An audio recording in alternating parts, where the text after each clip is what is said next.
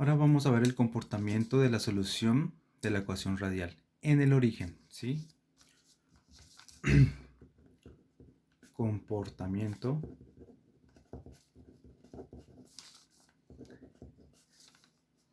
de R de KL, ¿sí? Cuando R tiende a 0, ¿sí? O sea, cuando R tiende a 0, más o menos cuál es el comportamiento de esta función. ¿Listo? Entonces, una buena opción para poder suponer más o menos cómo se comporta esa función puede ser por medio de polinomios, ¿sí? Vamos a suponer que la función pues es aproximadamente igual a alguna constante por r elevado a algún exponente, un exponente s, ¿sí? Esto es cuando r tiende a 0. Entonces, fíjense que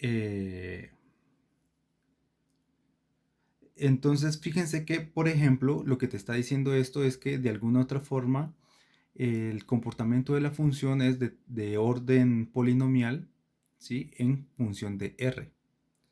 ¿Listo? Cuando r tiende a 0. Entonces, simplemente es suponer una solución de este tipo y ver qué condiciones se debe cumplir para que esta función sea válida, ¿sí? Cuando r tiende a 0. Entonces, ¿qué debemos hacer? Si nosotros reemplazamos esta función en esta ecuación diferencial, ¿sí? Acuérdense que esta es la ecuación radial, la ecuación diferencial radial. Si la reemplazamos aquí, entonces claramente nos va a salir una condición, ¿sí? Esto es fácil de presentar la siguiente condición, simplemente reemplazar y hacer las derivadas, las correspondientes derivadas, y se van a dar cuenta que uno de esos coeficientes tiene que ir a 0, ¿sí? Va a haber un coeficiente que tiene que ir a 0, pues, para que se cumpla la ecuación diferencial.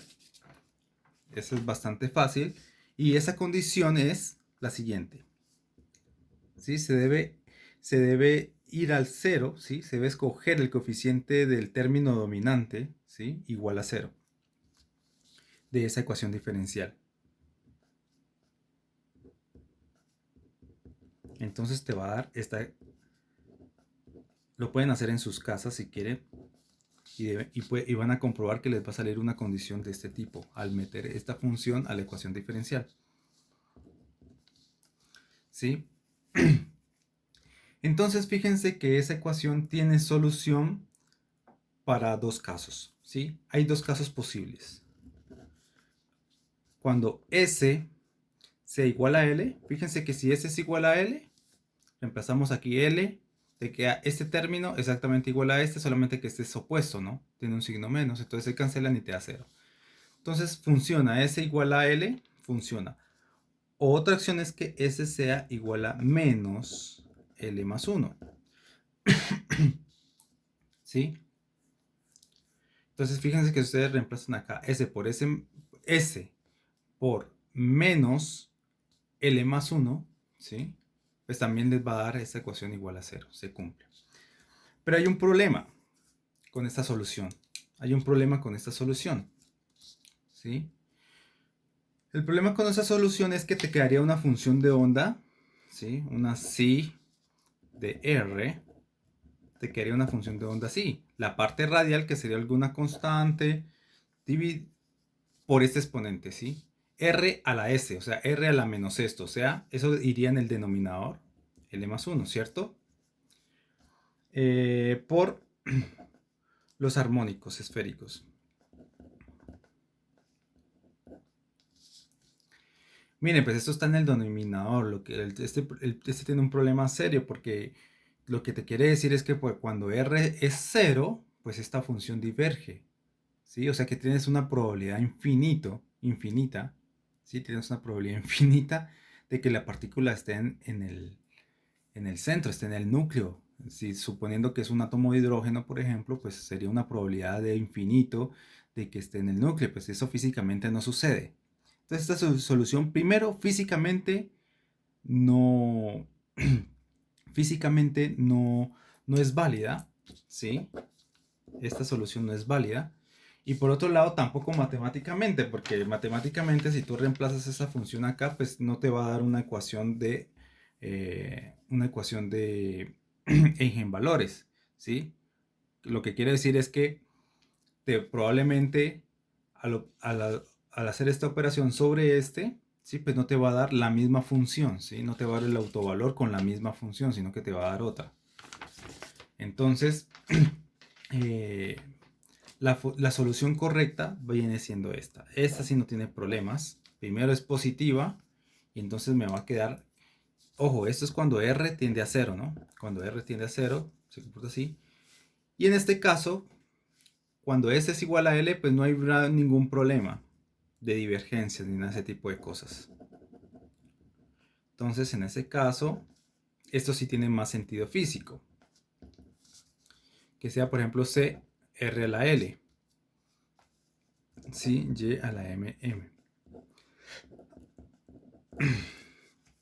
¿Sí? Entonces, esto sí viene siendo una solución.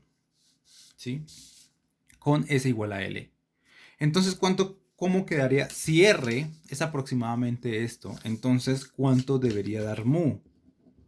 Mu K su L de R. Cuando R tiende a 0, ¿no? Cuando R tiende a 0, pues entonces ustedes saben, ¿no? Que esto es igual a 1 sobre R por mu, ¿sí?